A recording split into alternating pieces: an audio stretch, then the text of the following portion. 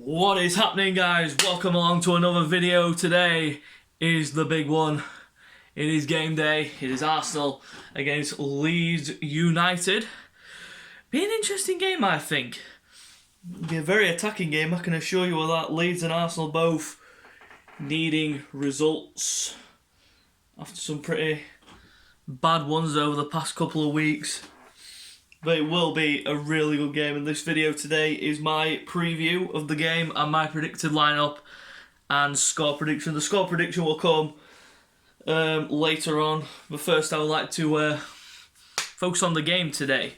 After a very solid international break, a very boring one for a matter of fact, I just hope we get back to winning ways. It's not going to be easy though against Leeds, but the way we played against Aston Villa, that definitely needs to improve, and I think Arteta knows exactly what he needs to do. He needs to switch it up a wee bit. I think the lineup definitely needs to be looked at. I think he will stick to the three at the back in this game, particularly against an attacking side like Leeds United, especially away from home, because Leeds are intense when they play at home, which is nothing new, but they have been beaten at home.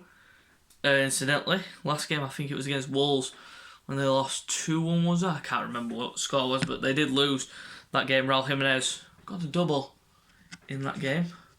And yeah, just sat watching the Fulham game at the moment, 2-1 Everton at the moment.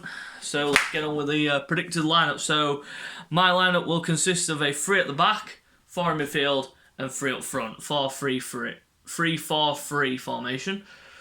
For my predicted lineup today. So in goal, Bernd Leno, no problems about that. Definitely starts for me. Nothing he could do about the 3 goals against Aston Villa.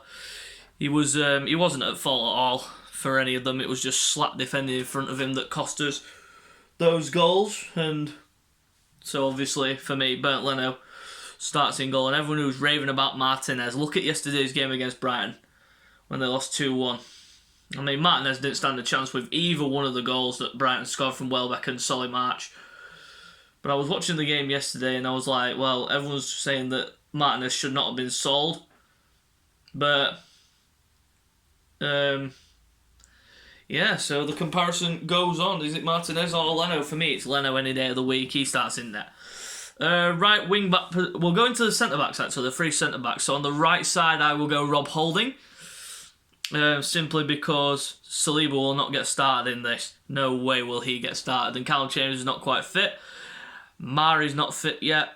And Mustafi's just a bag of crap. So for me, it's got to be Rob Holding playing in there. In the middle of the 3, it's David Luiz.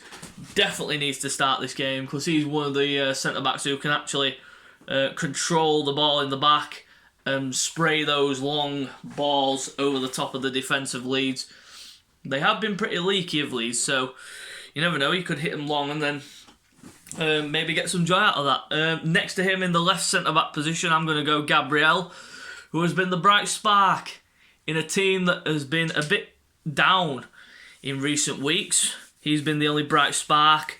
Just amazing how he's come into the Premier League and adapted so quickly. And I wish we'd just play Saliba, but it's not going to happen. So Gabriel at left centre back. Wing back position starting off at the right, Hector Bellerin.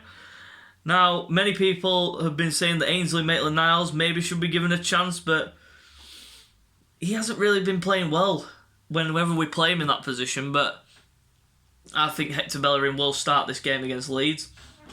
Left wing back position is definitely got to be Kieran Tierney. He should not be playing in a 3. No way should he be playing in a 3. He should be going up the wing, swinging balls into the box for the strikers to attack from, because he is a glorious crosser of the ball. He's a brilliant crosser of the ball. I mean, the amount of chances he creates from going forward and swinging balls, it is unbelievable. So that's why I would start him at left wing back, not as a left centre back. I would definitely not do that. I do apologise. I'm just trying to reposition my camera. Right, into the centre midfield position. Starting off at the left, we go Granit Xhaka. Now, the reason why I'm doing this is obvious because Thomas Partey's injured and he's not going to be figuring.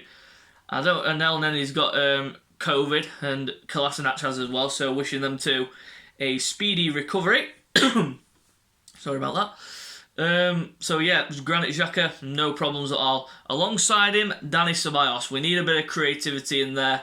We're lacking creativity all over the place, but I think Dani Ceballos should definitely come into this team. And he could bring the energy and the creativity that we need. And look at the partnership that those two formed at the end of the last season. They were amazing together with Ceballos and Xhaka. So I've got no problems at all putting those two in central midfield alongside each other. So that would be my...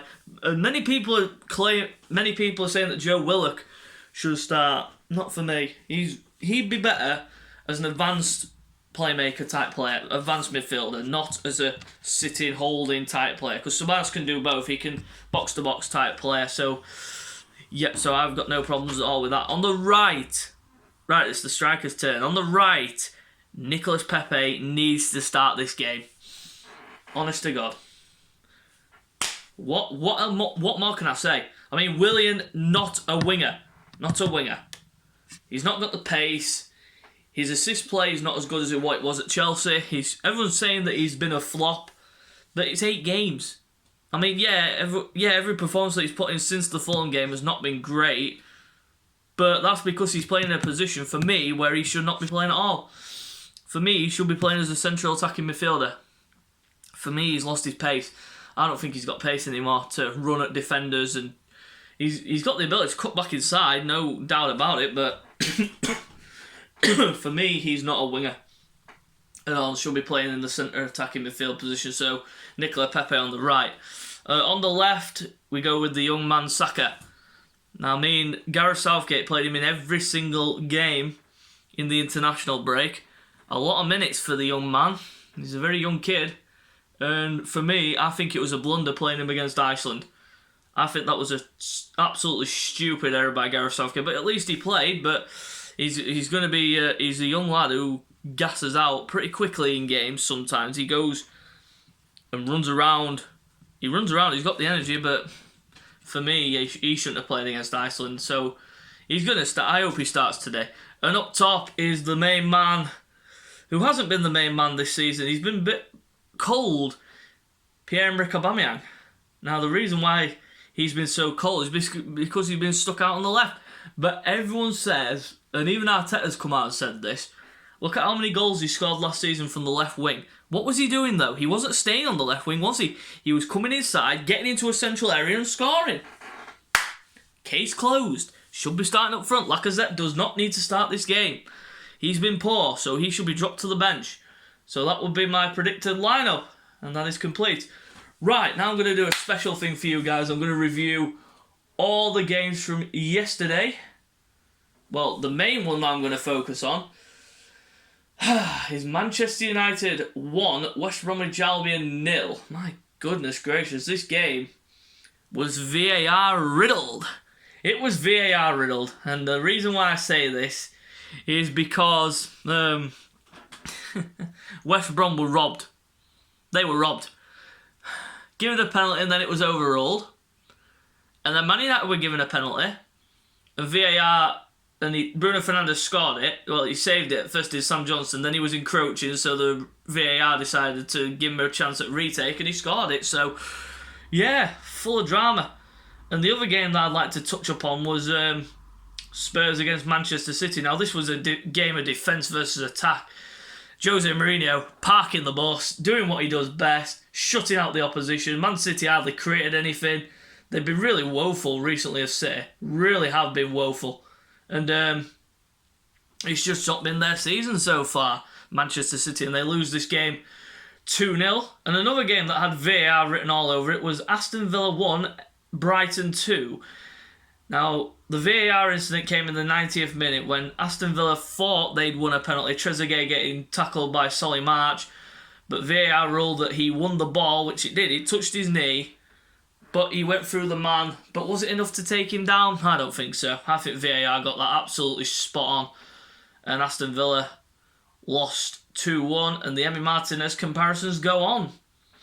For me, the Emi Martinez story is the fact that he's gone now. It's done. Leno's Arsenal won, so just move on. Just move on. So today is the big one of Leeds against Arsenal at Ellen Road this afternoon. Should be a really good game. Currently in the middle of watching Fulham versus Everton. It's currently 3-1. Tip you guys off, and that is the end of my video. So I will be doing a player ratings video tomorrow at some point. I do apologise for the lateness of this video. I was supposed to do it yesterday, but I didn't get around to doing it. So hope you guys enjoy the video.